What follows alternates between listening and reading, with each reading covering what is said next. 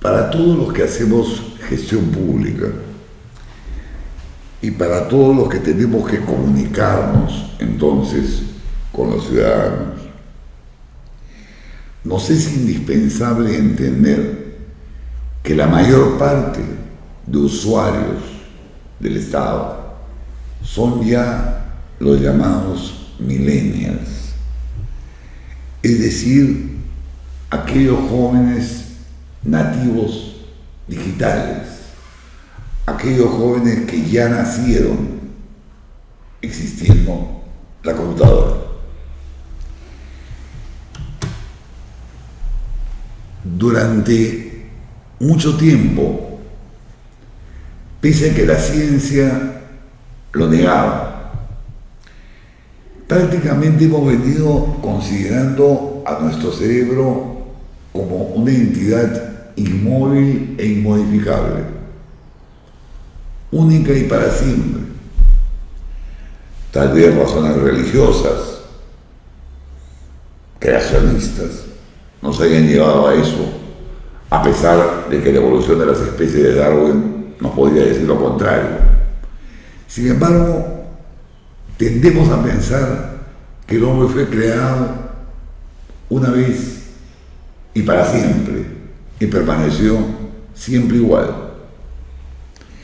Sin embargo, como estamos viendo en pantalla, el cerebro es una entidad plástica, es decir, amoldable, y fundamentalmente aquello que amolda más, que configura más al cerebro, son las tecnologías de la información que el ser humano utiliza.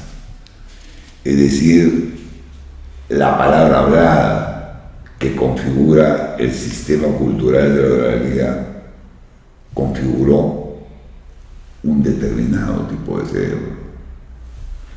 La palabra escrita alfabéticamente configuró también una determinada gnosis, un determinado cerebro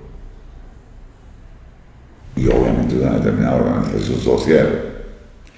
Y hoy día estamos frente al sistema cultural de la electoralidad que implica que los ciudadanos que tenemos como usuarios del Estado no tienen ya el cerebro de la oralidad, no tienen ya el cerebro de la escribalidad, sino tienen el cerebro derivado de la electronalidad.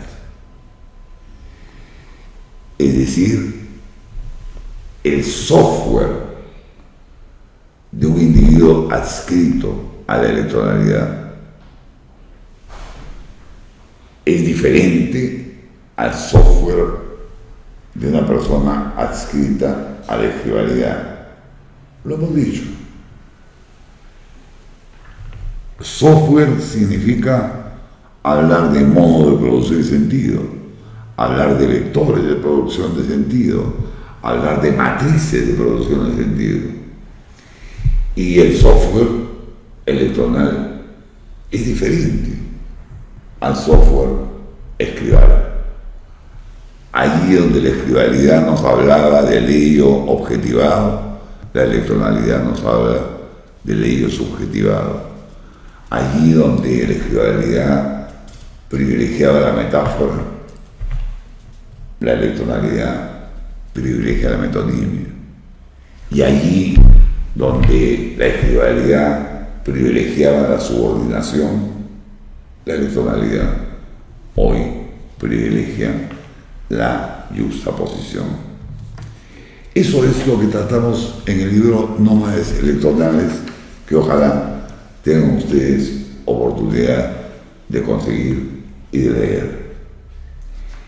En este libro hemos hecho un análisis de los tipos de escritura,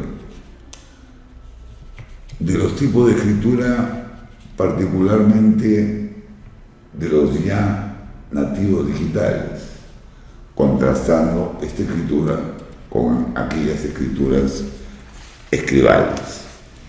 Y lo que vamos viendo es sencillamente, lo constatan ustedes todos los días, la irrupción sistémica de los emoticones y de los emojis. Es decir, estas caritas felices. Primero aparecieron como un artificio de la tipografía, pero luego se convirtieron en elementos autónomos. Sí, las máquinas venían programadas con caritas felices. Y una cosa importante, sumamente importante, al principio nos parecían adornos y todos considerábamos que eran adornos nada más. Pero miren ustedes, el diccionario de Oxford, que es uno de los diccionarios más importantes del mundo de la lengua inglesa, en el año 2015, el diccionario de Oxford, todos los años, mediante una serie de estudios de frecuencia, elige la palabra del año. Y el año 2015 ya, curioso, eligió como palabra del año ese emoji, el emoji con las lágrimas sonrientes. Dos cosas hay que observar ahí. En primer lugar, que una entidad serísima, como la Universidad de Oxford, considera palabra al emoji. Palabra al emoji. Por eso la palabra del año 2015, un emoji. Correcto. Esto hubiese sido una herejía 4 años atrás. Sin embargo, este diccionario de alto prestigio, del más alto prestigio en la lengua inglesa, no tiene reparo en admitir que esto ya es equivalente a una palabra.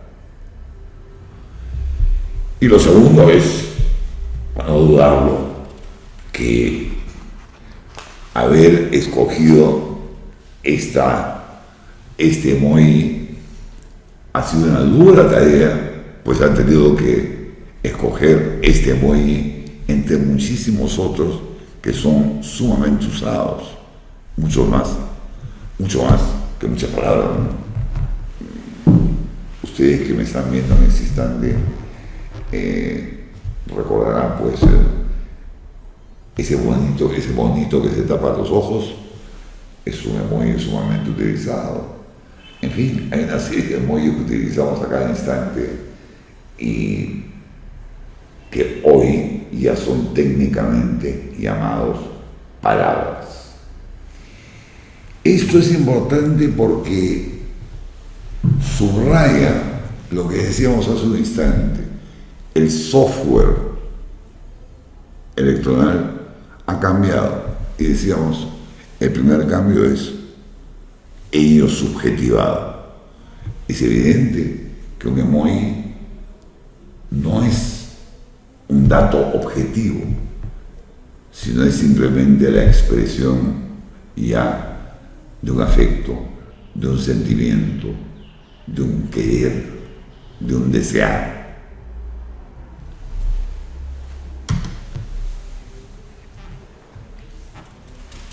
¿Cuál es el gran cambio finalmente que se ha producido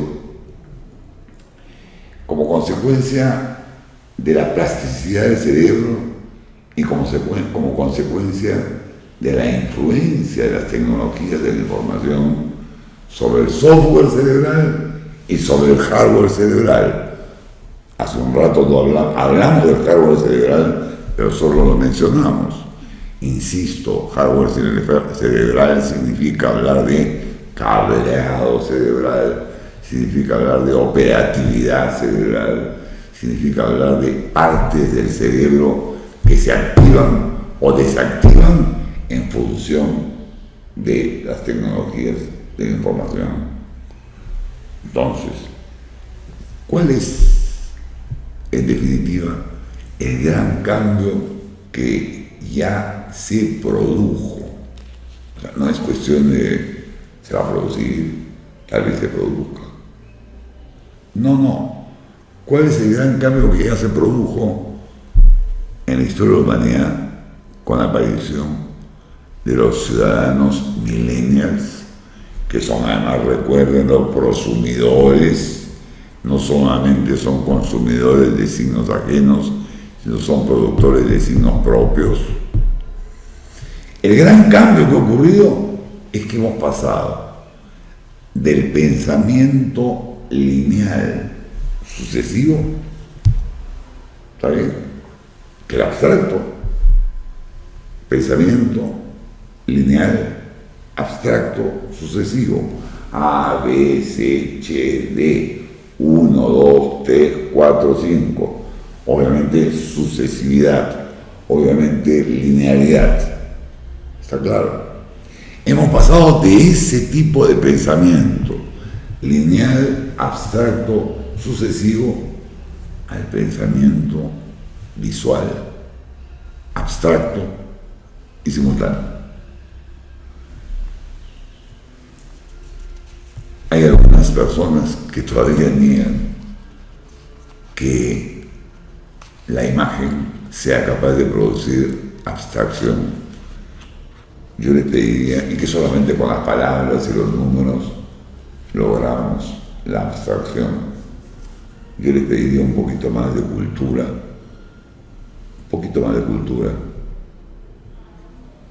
para que piensen en la barbaridad que están sosteniendo Dalí, Picasso, Rafael, Miguel Ángel. No tendrían capacidad de abstracción porque simplemente pintaban, porque no hablaban, porque no hacían operaciones aritméticas. Eso es una barbaridad y hoy lo podemos entender como mayor facilidad. A veces, para defendernos de un mundo que se nos cae, acudimos a argumentos que son bastante ridículos. Preguntémonos, ¿esta tendencia es reversible? O sea, este cambio de pensamiento propiciado por la tecnología electoral es reversible. Se puede cambiar. Podemos inyectar a alguien con, no sé, alguna sustancia para que cambie, el cerebro y volvamos al cerebro de ayer. Quiero que vean un video. Que no se asusten, por favor. Un video de producido por experimentos de un neurocientífico chileno, Zucker, donde hay una ratita, lo van a ver, una ratita que la han rellenado de agua, o sea, la ratita está llena de agua, no tiene sed. Y sin embargo, a esta ratita, encerrada en una jaula, obviamente, le han puesto un cañito. Y cada vez que le encienden una luz láser sobre una determinada célula nerviosa, la rata va y toma agua. O sea, le activan la sed, le apagan la luz y la ratita deja de tener sed. Le vuelven a prender la luz y la ratita vuelve a tomar agua, y así sucesivamente.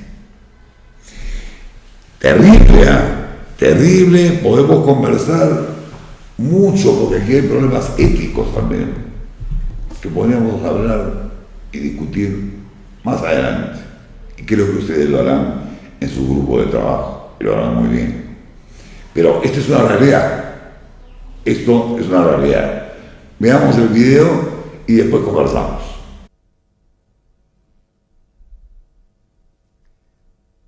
Ahora Ahora le activamos el cerebro con light.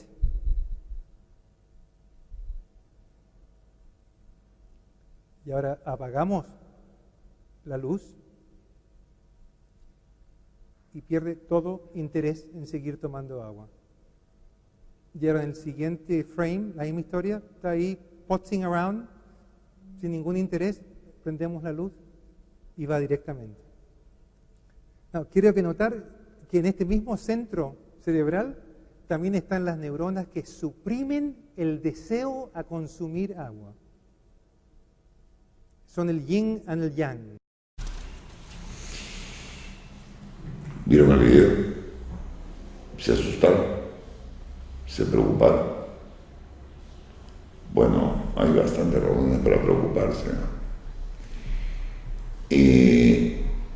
Tienen en pantalla un gráfico denominado la guerra por la conquista del cerebro.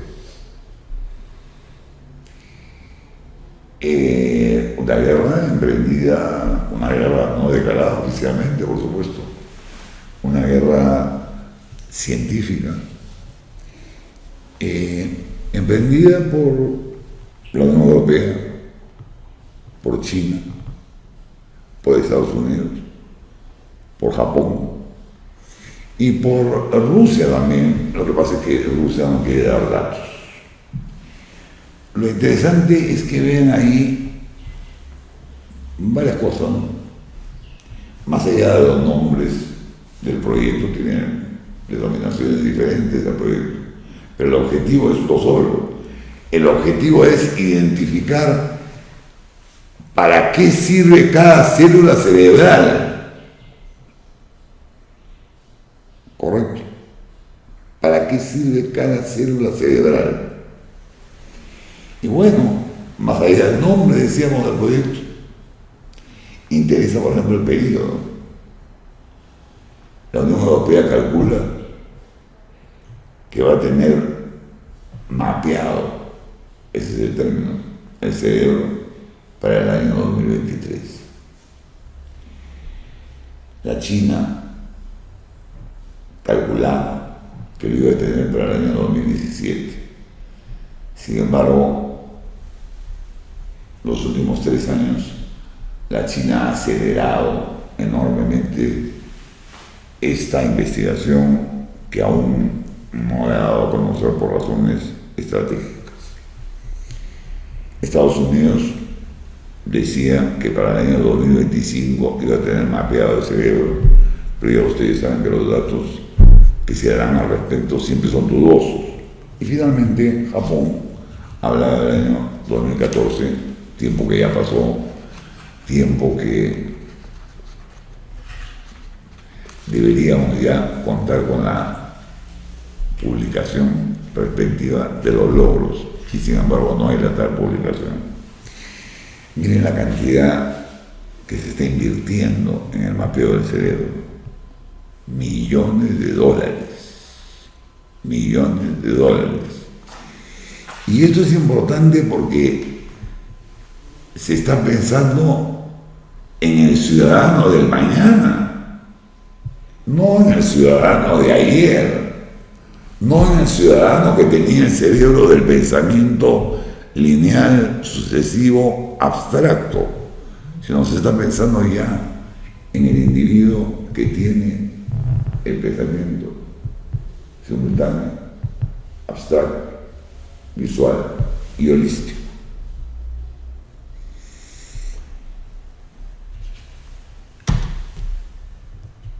Un cuadro adicional nos indica cómo en las proyecciones, bueno, por lo tanto nos indica que la pobre medusa es la más burra de nuestras especies, ¿no?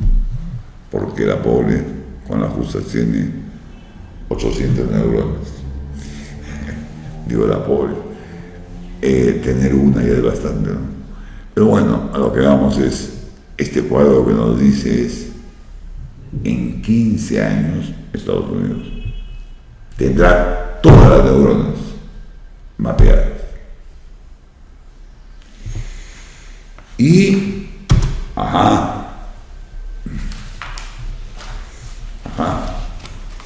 pero esto es importantísimo para la gestión pública, para la vida pública, para la vida política, para el concepto de ciudadanía, para el modelo de Estado que necesitamos. Gary Small, deliberadamente he puesto ese texto allí. Gary Small es considerado, es un profesor de la UCLA prestigiadísimo, de la Universidad de California.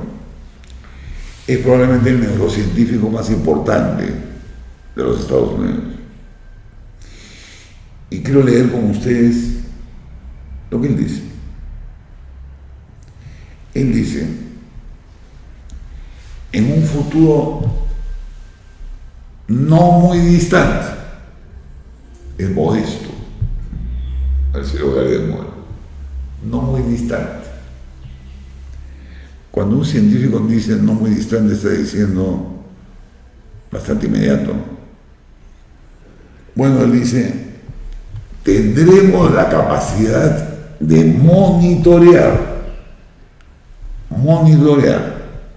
y estimular la actividad de células cerebrales individuales.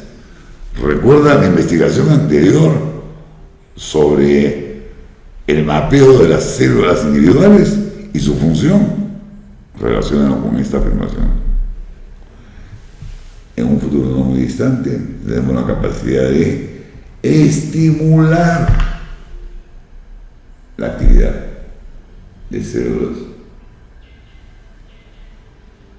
cerebrales individuales, específicamente cargadas de estado de confusión. Y dicen, los científicos ya cuentan, bueno, obviamente ya contamos, con los aparatos necesarios para hacer eso. Lo acaban de ver con la pobre ratita gordita llena de agua, que ya estaba llena de agua, pero cada vez que le prendía la luz láser seguía tomando agua. Rayos con luz láser que podrán estimular a los neuronas. En breve también podremos chequear y corregir nuestro circuito neuronal por medio de controles remotos. Tendremos también implantes mínimos en la cabeza que le permitirán a nuestra mente conectarse con las computadoras. Hasta hoy, en realidad, es simplemente una expresión aquella de el trabajo con cerebros en red. Sí, el tema es interesante porque lo que se abre en adelante con la investigación es el trabajo de cerebros humanos y artificiales en red. Y eso nos va a cambiar el mundo aceleradamente. A medida que nuestras computadoras se tornen más rápidas y más eficientes, no hay necesidad de decir que cada vez son más rápidas y más eficientes. Y cuando estos implantes se vuelvan una norma, y esto es importante, en lugar de discutir sobre la brecha cerebral entre generaciones, vamos a debatir las brechas que existen entre una computadora y un cerebro humano, porque eso plantea temas éticos. Ese es uno de los temas que dominó la ciencia ficción durante años. Si recuerdan, Asimov, en los años 50, ya hablaba de esto. Y nos parecía, pues, efectivamente, ciencia ficción. Hoy estamos viviendo ese mundo. Y como termina diciendo Gary Small, como se ve, el futuro puede ser la ficción actual. Entonces, nosotros, gestores políticos, en primer lugar, no podemos seguir pensando a los ciudadanos como poseedores de un software cerebral y de un hardware cerebral único e inmodificable y eterno. Uno, porque eso querría decir que yo me corro el riesgo de decir A y el receptor me va a entender B, simplemente porque no conozco la modificación de su cerebro. Lo digo como un ejemplo. Hoy ya, las cosas dichas sin afecto no funcionan, no son interiorizadas, cuesta muchísimo interiorizar. Si bien es cierto que vivimos en un mundo bastante desafectivo, justamente el reclamo es afectividad, y palabra que va acompañada por afectividad es palabra comunicativamente eficiente. Eso de un lado, pero de otro lado esto nos obliga también a cambiar las instituciones del Estado. No podemos continuar con las instituciones del Estado-Nación, que fueron efectivas para la guerra, para ese pensamiento secuencial y lineal, pero que ya no son eficientes para un ciudadano nativo, digital, que entiende perfectamente que no hay necesidad de dar el paso 1 para dar el paso 2 o el paso 2 para dar el paso 3, porque es posible, gracias a la tecnología electoral, abrir 10 o 15 ventanas simultáneamente. De modo que la misma institucionalidad del Estado tiene que cambiar.